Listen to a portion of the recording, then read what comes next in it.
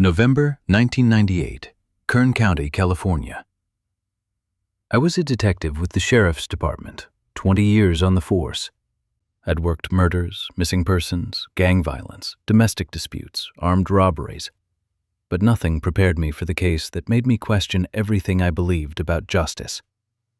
Between March 1996 and November 1998, 7 registered sex offenders in Bakersfield vanished. No bodies, no witnesses, no forensic evidence at any scene. Officially, they're still missing persons cases, cold files buried in a county warehouse in Oildale. The press called it the registry killings. Some people thought it was a serial killer. Others thought the offenders had coordinated, fled together, started new lives under fake names. The department called it Unsolved. That's the story. Here's the truth. We knew who did it. We had the typewriter that matched the anonymous letters sent to all 7 victims. We had surveillance logs placing the suspect's vehicle at multiple crime scenes. We had motive, means, and opportunity. His name was Dominic MacKey, former prosecutor, respected member of the community, clean record. And we let him walk. This is the case file. 25 years later, I'm breaking silence. You're going to see the evidence we collected, the witnesses we interviewed, the forensics we buried, the warrant we delayed for 6 months. You're going to hear testimony from the lead detective who retired early because he couldn't live with what we did, from the FBI profiler who told us exactly who we were hunting and why we'd never convict him, from the journalist who connected the dots before we did. You're going to understand why 7 men went missing and why we chose not to find them. Because when you hunt monsters, you have to ask yourself, what happens when the monster has a point? March 14th, 1996. Damon Cherry, 34 years old, registered offender, released 3 weeks earlier after serving 6 years. His parole officer was Vernon Howe. Vernon had been doing this job for 20 years, seen hundreds of offenders cycle through. He knew the high-risk cases when he saw them. Cherry wasn't rehabilitated. I could tell in the first meeting. He was counting days until his restrictions lifted, kept asking about the registry, who could see it, how long he'd be on it, whether employers could access it. That's not someone planning to go straight.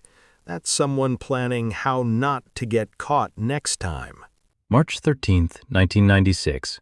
Cherry checked in for his weekly appointment. Standard procedure. He seemed normal that day, calmer than usual. Said he had a job interview lined up, construction site in East Bakersfield. I told him that was good, encouraged him. I wanted to believe he was turning it around. He left my office at 4:15 p.m., shook my hand, said thank you. I wished him luck. He never made it to the interview. We contacted the construction company. The foreman was expecting him.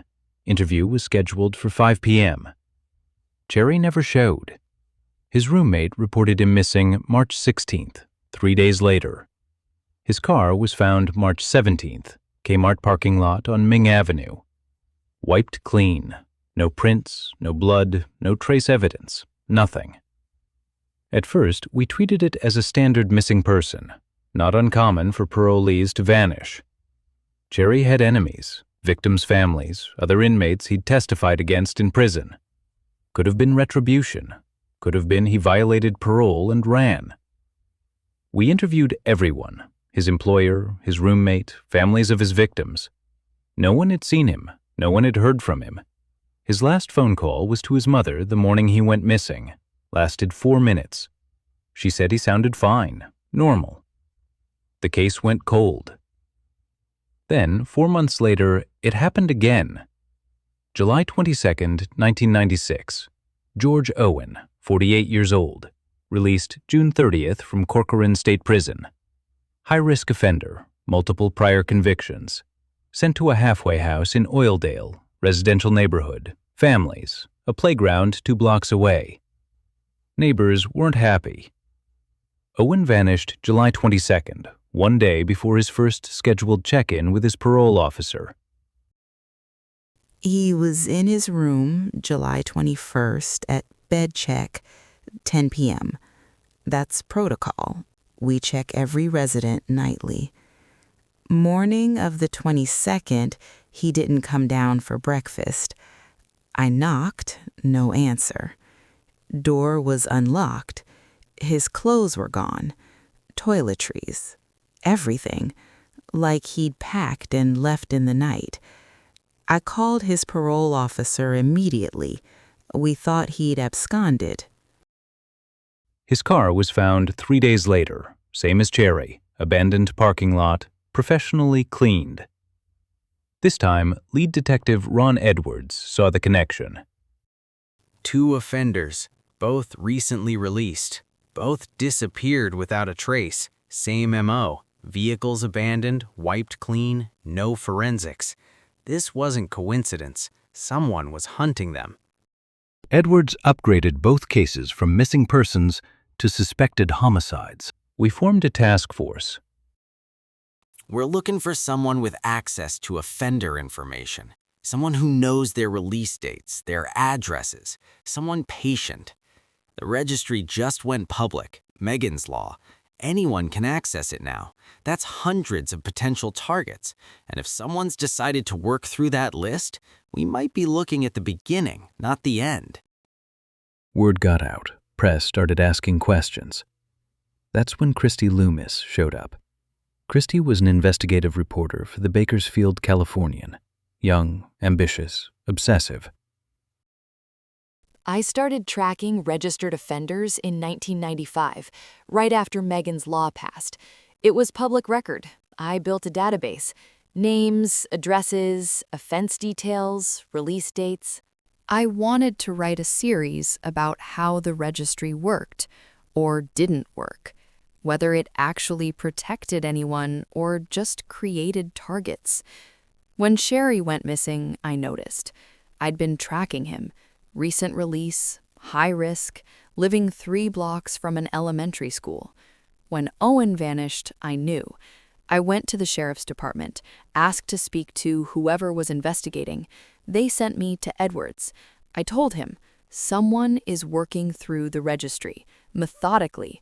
Both victims were recently released, both high risk, both vanished within weeks of their addresses becoming public. I said, this is just the beginning. If I'm right, there will be more. Edwards took her seriously. He brought her findings to the task force. They didn't want me involved officially. I was press.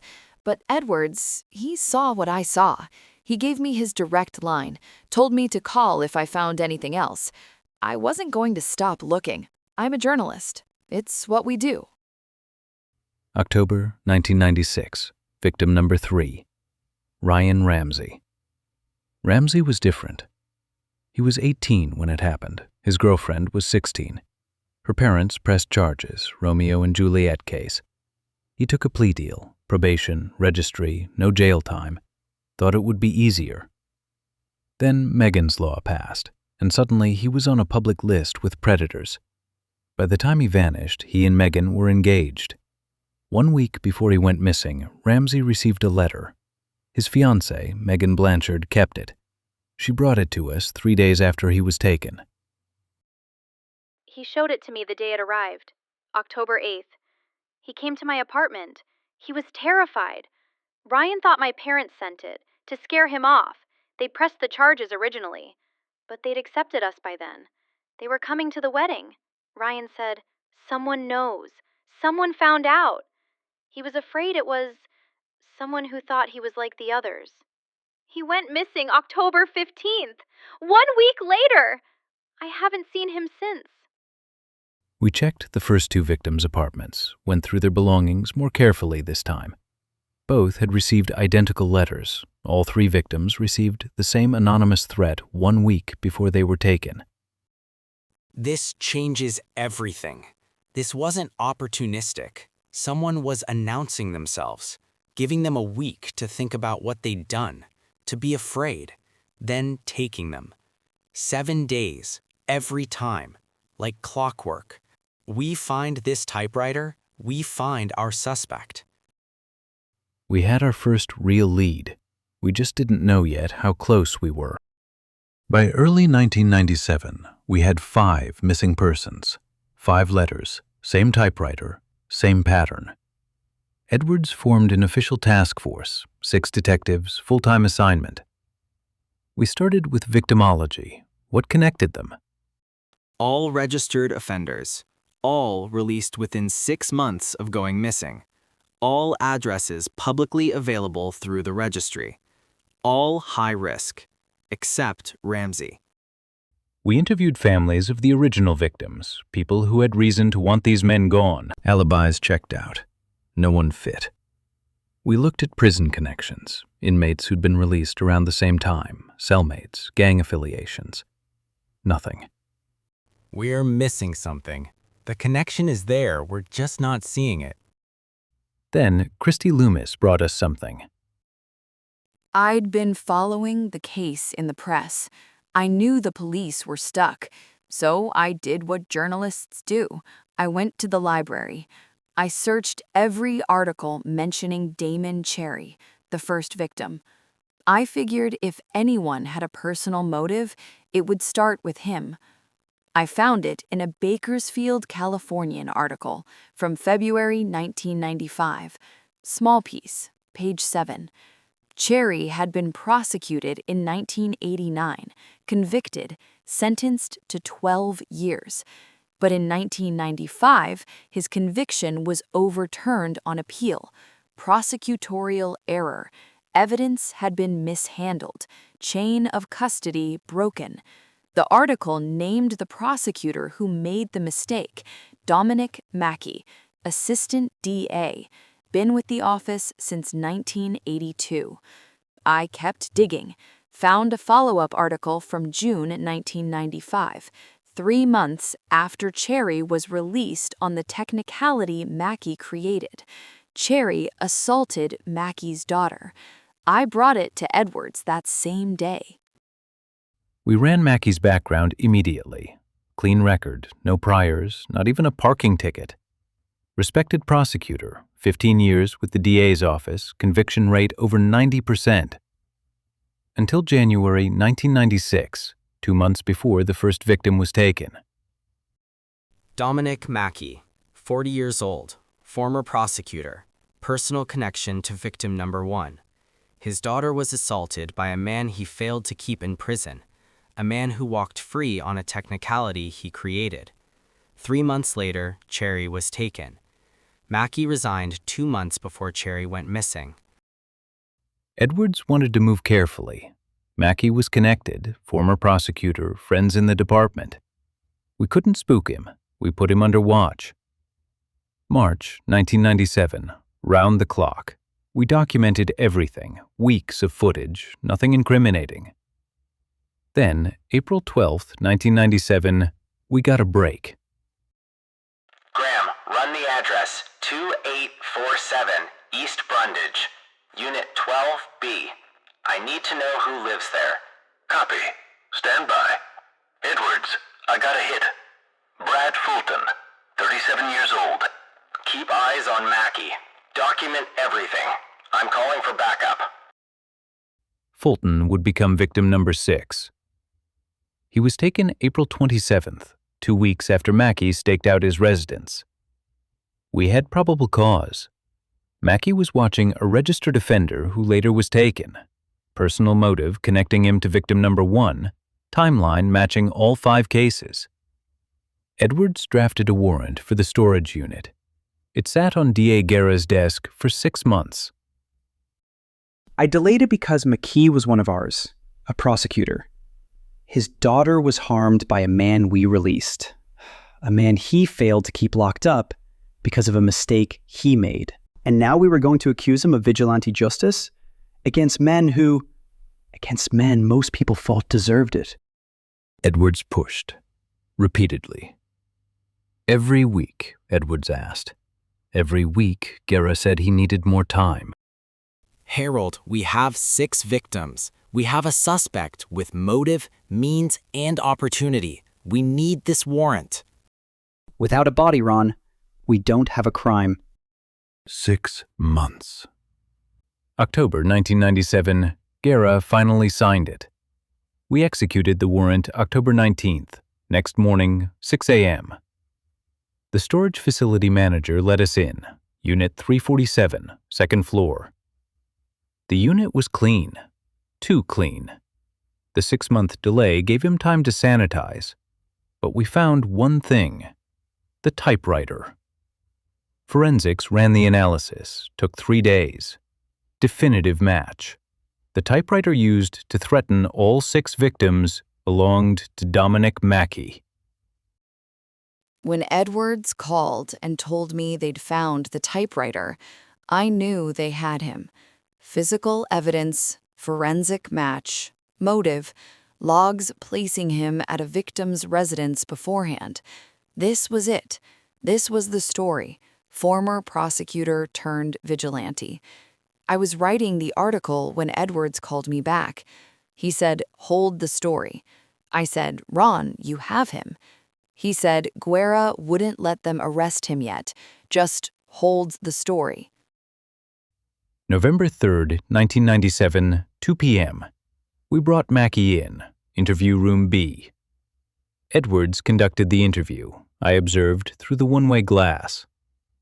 Edwards read him his rights. Mr. MacKey, you have the right to remain silent. Anything you say can and will be used against you in a court of law. You have the right to an attorney. I waive my rights. I'm happy to talk to you, Ron. You're sure? You don't want an attorney present?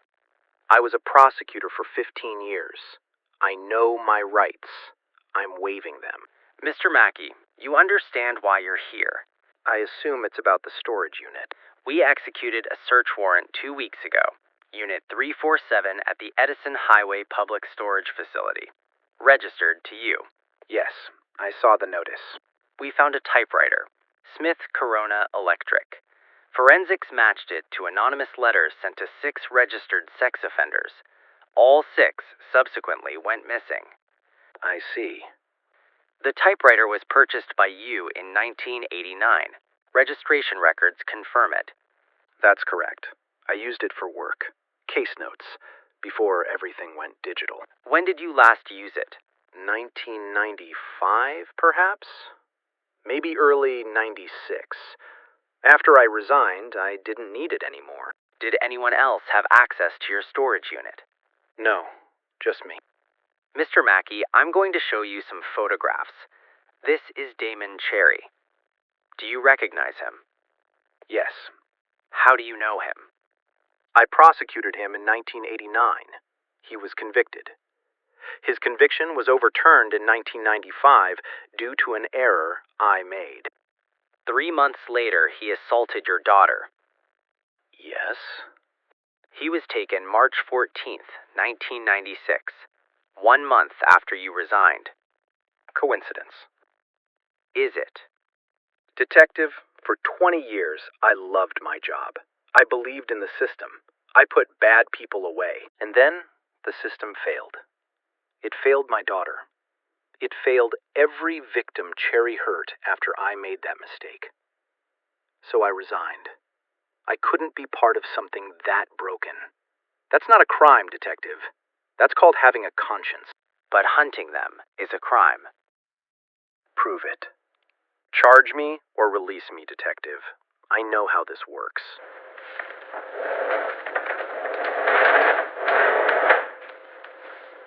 I'd like to leave now. He walked out. We had to let him go. No bodies, no murder weapons, no witnesses. Just circumstantial evidence and a typewriter he could claim anyone used. Edwards went straight to Guerra. They argued for an hour. Edwards wanted an arrest warrant. Guerra refused. After MacKey walked, Edwards called in federal help. FBI sent Corinne McKenzie, behavioral analyst. The profile was straightforward, mission-oriented offender, highly organized, operates from a moral framework, not psychopathic impulse. When they told me about MacKey, Prosecutor, daughter assaulted by man he failed to convict. That's textbook. Vigilantes hunt because they think the system failed. And in MacKey's case, the system had failed. I told Edwards, "You're not hunting a serial killer. You're hunting someone who thinks he's Batman. And that makes prosecution almost impossible. Because half the jury will think he's a hero." The department was splitting. Half the detectives wanted Mackie arrested. The other half understood why he did it. I'll be honest, I was one of them, the ones who understood. I'd go home at night. My daughter was 10, same age as Mackie's when it happened, and I'd think, if someone hurt her, if the system freed them on a technicality I created, what would I do? I don't know if I'd have Mackie's restraint. I might have just shot Cherry the day he got out. I wasn't. I wanted him prosecuted, regardless of motive, regardless of whether the victims deserved it. Because the moment we decide some people deserve to be hunted, we become the thing we're supposed to stop. But I was outvoted. The department didn't want to pursue it. Garrow wouldn't file charges, and Edwards stopped pushing. November 1998. Victim number 7, Bob Holloway. Holloway was released October 28th. High risk, multiple prior offenses. He was placed in an apartment in East Bakersfield. His neighbor was Terry Quick. It was November 19th, around 9 p.m. I was taking out the trash. I saw a man knock on Bob's door. Bob answered. They talked for maybe 30 seconds. Then Bob let him inside. The man was carrying a briefcase, professional looking, like a lawyer. I didn't think anything of it. I just went inside. The next morning, Bob's door was open. I looked inside. His TV was still on, dinner on the table, keys in the door lock, from the inside.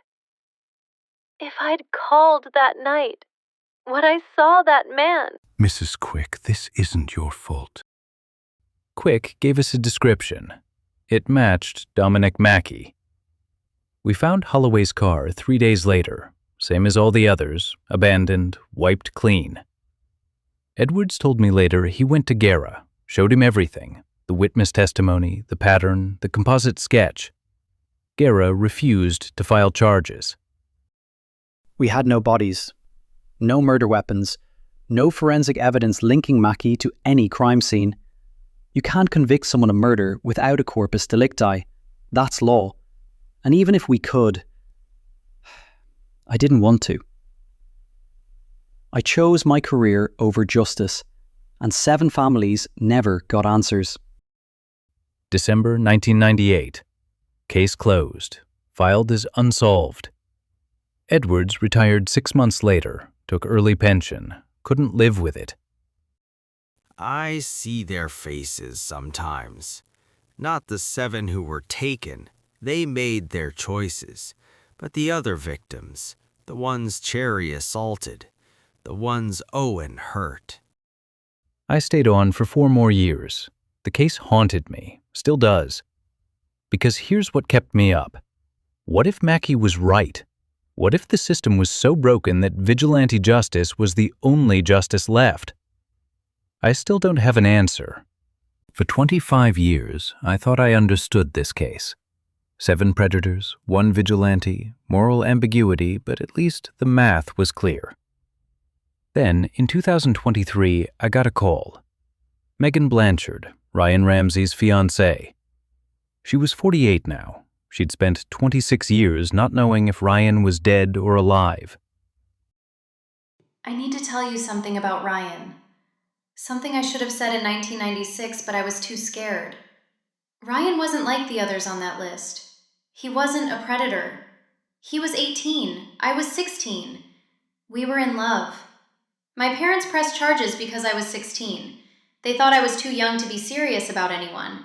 It had nothing to do with Ryan being a bad person. Ryan took a plea deal, thought it would be easier. Probation, registry, but no jail time. We could still be together. But then Megan's law passed. And suddenly Ryan was on a public list, with violent offenders, with predators. When he got that letter, he knew what it meant. He was terrified. He said, "Someone thinks I'm like them." He didn't do anything. We loved each other. We were going to get married. He was taken October 15th, 1996. We were supposed to meet for dinner. He never showed up. I went to his apartment. Door was unlocked. Dinner was on the stove, burned. He'd been cooking when whoever it was came. For 26 years, I've wondered if he suffered, if he knew why, if he tried to explain he wasn't like the others. I never remarried. I couldn't. How do you move on when you don't know? When there's no body, no closure, no answers? So when you ask if Dominic MacKey was right, ask yourself this: was he right about Ryan? Ryan Ramsey was an innocent man, and Dominic MacKey killed him anyway. That's the case. That's the truth. Dominic MacKey killed 7 men. 6 of them were predators who'd escaped justice. One of them was an 18-year-old who loved his girlfriend. And we let MacKey walk because we couldn't decide which was worse: prosecuting a father who lost his daughter, or admitting we'd failed to protect anyone. If I could go back, I still don't know. Even knowing about Ramsey, does one innocent man outweigh 6 guilty ones? Does Mackey's daughter's trauma justify Ryan Ramsey's death? I don't have an answer. 25 years, and I still don't. When Loomis called me last year, told me about Ramsey, that he was a Romeo and Juliet case. I'd never looked at the individual cases, just saw registry offender and assumed, if I'd looked, maybe I would have prosecuted. Maybe Ramsey's death would have been enough. Or maybe not. Maybe I still would have chosen the path that kept me in office. I'll never know. MacKey is still out there. He's 68 now, lives in Fresno, never charged, never arrested. In 1999, someone called our tip line, voice disguised. Check Fresno County, 1999 to 2002. Same pattern. You'll find 3 more. We checked. Between 1998 and 2010, 12 more registered offenders in California went missing. No bodies, no witnesses, no letters this time, he learned.